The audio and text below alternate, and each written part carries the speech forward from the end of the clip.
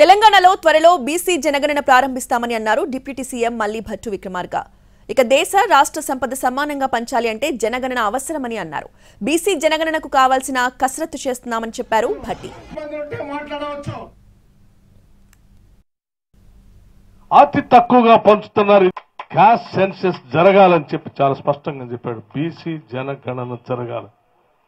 దాదాపు 50% పైన ఉన్నటువంటి బలహీన వర్గాలకు సంబంధించినటువంటి ప్రజలకు పంచేటువంటి సంపద ఈ దేశంలో కానీ ఈ రాష్ట్రంలో కానీ అతి తక్కువగా పంచుతున్నారు. ఇది కరెక్ట్ కాదు. ప్రజలకు సమానంగా పంచాలి అంటే లెక్క తెలియాలంటే జనగణన జరగాలి అని చెప్పి చాలా స్పష్టంగా చెప్పాడు. తెలంగాణ రాష్ట్రంలో కాంగ్రెస్ పార్టీ వస్తే మొట్టమొదటిగా ఈ రాష్ట్రంలో నుంచి బీసీ జనగణన చేపిస్తామని ఆయన పబ్లిక్ గా అనేక సందర్భాల్లో చెప్పిన మాటని ఈరోజు ఇందిరమ్మ రాజ్యం కాంగ్రెస్